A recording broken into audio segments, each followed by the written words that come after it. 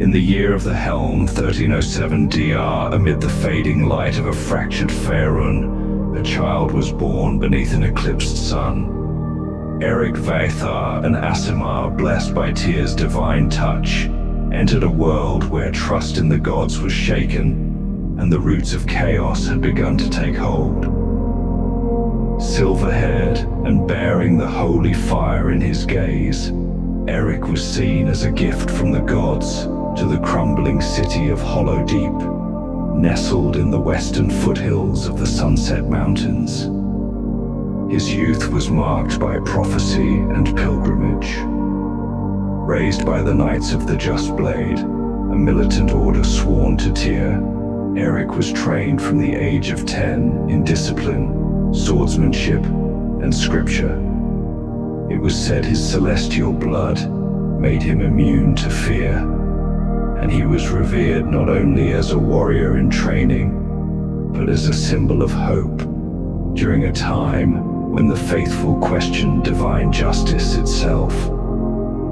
By the 1320s, DR, Eric had become a paragon of Tyr's ideals, just, honorable, and unrelenting. His presence calmed courtrooms and battlegrounds alike. He led diplomatic missions between rival cities in the Western Heartlands, and more than once turned violent conflicts into oaths of peace.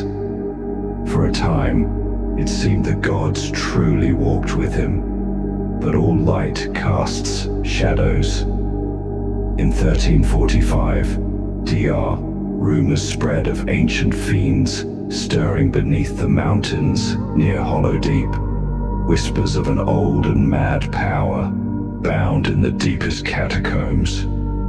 Eric led an expedition into the lower ruins and found cryptic sigils etched in primordial abyssal signs of Cyric, though the god would not rise to power for several more decades. At the time, it was dismissed as the madness of a long-dead cult. But Eric remembered. He dreamed of laughter in the dark, of flame and riddles, and of justice warped into tyranny. By 1354 DR, the world was on the brink. The time of troubles loomed near. Gods would walk the earth, magic would falter, and faith would be tested beyond mortal limits. That same year, disaster struck. The siege of Hollowdeep began. A tide of fiends and mortal cultists descended upon the city in a sudden and coordinated assault. Hollowdeep's high walls crumbled under infernal siege engines, and cries of betrayal echoed from within as trusted defenders fell to madness. Eric fought in the cathedral to the bitter end. He stood at the altar of Tyr, bloodied and surrounded by the dying, and when the ceiling fell upon him, it was said the heavens wept, but Eric did not die. Entombed in the catacombs below the shattered cathedral, he lingered for days, possibly weeks, between life and death. The divine fire within him kept his soul from drifting.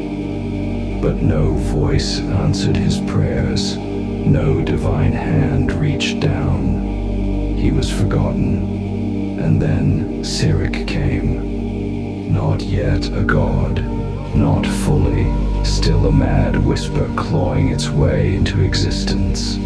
But in that silence, in that emptiness where justice had failed and loyalty had died, Eric heard him. The voice in the dark did not plead. It promised, not salvation, but clarity, not righteousness, but revenge. And Eric, broken and alone, listened. He did not fall in battle. He fell in the silence afterward. When he emerged decades later, Eric Vaethar was no longer a knight of Tyr. He bore no crest, no holy symbols. His blade shimmered with runes of madness. His silver eyes now glowed violet in the moonlight. Those who saw him believed him a ghost, a relic of a bygone war, untouched by time. The world had moved on. He had not. He wandered the ruins of Hollowdeep, hearing echoes of his past, the laughter of his brothers in arms, the weight of divine abandonment. It was in those ruins that he met Caliph, the monk of the silent path, an immortal ascetic who had waited in the high monasteries for signs of the divine gone astray. Their meeting was the convergence of two ancient souls, one seeking understanding, the other seeking purpose. But Eric saw in Caliph not salvation, but reflection, and what he saw terrified him. The madness of Cyric was no longer just a whisper in his ear. It was a chorus behind his eyes.